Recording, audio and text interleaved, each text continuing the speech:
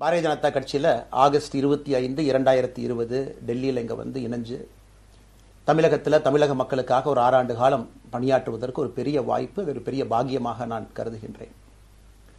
இன்னைக்கு எந்த இடத்துல இணைஞ்சனோ அதே இடத்துல வந்து மரியாதையோடு, பண்போடு, அன்போடு என்னுடைய பாதை வேறு பாதையில் பயணம் செய்யணும். இலக்குகள் இன்னும் பெரிதாக இருக்கிறது. நிறைய மக்கள் இணைச்சு செயல்படணும்.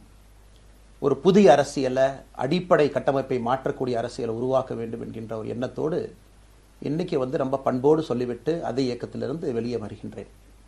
இது தமிழர் பண்புன்னு கூட வச்சுக்கலாம். வெளியே சென்றாலும் கூட மரியாதையோடு சொல்லிவிட்டு செல்வது நம்முடைய பண்பு என்பதுதான் எனக்கும் இலக்கணமாக இருந்திருக்கிறது. இன்றிலிருந்து நம்முடைய ஒரு புதிய பாதை, ஒரு புதிய இயக்கம், ஒரு புதிய பொலிட்டிக்கல் மூமெண்ட், அடிப்படையிலிருந்து ஒரு புதிய பரிமாணத்தோடு, பார்வையோடு பார்க்கக்கூடிய ஒரு விதத்தில் தான் நம்முடைய மூமெண்ட்டை நம்ம ஆரம்பிக்கணும். நீங்கள் எல்லோரும் சேர்ந்து இணைஞ்சு அதை ஆரம்பிக்கணும் அப்படிங்கிறது என்னுடைய பெரிய ஆசைங்க.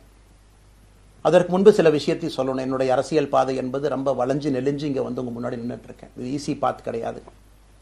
ஒரு கிராமத்தில் பிறந்து ஒரு சாதாரண குடும்பத்தில், விவசாய குடும்பத்திலிருந்து வந்து ஒரு காமன் மேன் அரசியலுக்கு வர்றதே நம்ம ஊரில் நாம் ஒதுங்கிக்குவோம், வரமாட்டோம். பட் அதே போல் என்னுடைய பாதையும் கூட 2009 கேப்டன் விஜயகாந்த் அவர்களுடைய கட்சியில் தேமுதிகவில் ஐஎம் லக்னோவில் படிக்கும் பொழுது ஒரு இன்டர்ன்ஷிப்பாக 3 மாத காலம் ஆரம்பித்து, அதன் பிறகு 10 ஆண்டு காலம் கழித்து பாரதிய ஜனதா கட்சியில் ஆரம்பித்து 6 ஆண்டுகள் பாரதிய ஜனதா கட்சியிலிருந்து இன்னைக்கு தனித்துவமாக நம்முடைய இயக்கத்தை மக்கள் முன்னாடி வைக்கணும். உங்க முன்னாடி வைக்கிறேன்.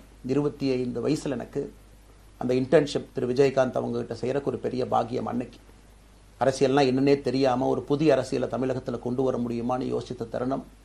இன்னைக்கு வயது 42, கிட்டத்தட்ட 17 ஆண்டுகள் போராடிக்கிட்டே இருக்கிறேன். ஒரு புதிய பாதை உருவாக்க முடியுமா, ஒரு பெட்டர் பாலிடிக்ஸ், ஒரு பெட்டர் சொசைட்டி கொண்டு வர முடியுமா.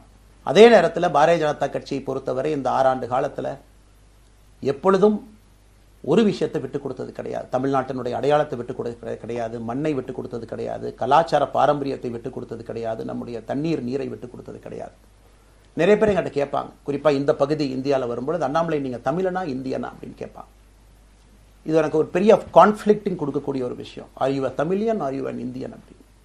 தமிழ்நாட்டில் என்னுடைய அப்பாவோ அம்மாவோ, என்னோட அம்மா தமிழ்நாட்டை தாண்டி வெளியே வந்ததே கிடையாதுங்க. தமிழ்நாட்டில் மட்டும்தான் இருந்திருக்கிறாங்க. என்னுடைய பாரம்பரியம் எல்லாமே.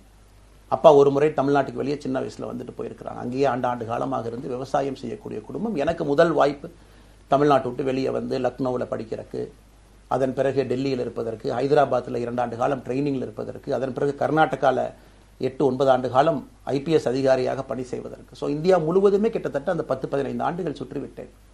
அதனால் நான் எப்போதுமே சொல்லுவேன், நான் ஒரு பெருமை மிகுந்த இந்தியன், ஒரு பாரம்பரிய தமிழன் என்கின்ற அடையாளத்தோடு எல்லாத்துக்கிட்டையுமே சொல்லுவேன். அது இந்த கான்ஃப்ளிக்ட் சில பேருக்கு ஒரு எட்டர்னல் கான்ஃப்ளிக்ட் ஆச்சு. இன்னைக்கு தமிழ்நாட்டினுடைய அரசியலும் கூட ஒரு பெருமை மிகுந்த தமிழனாக இருக்கணும் அப்படின்னா நான் ஒரு இந்தியன் என்று சொல்ல வேண்டிய அவசியம் இல்லை அப்படின்னு நிறைய கட்சிகள் அங்கே இருக்கிறாங்க.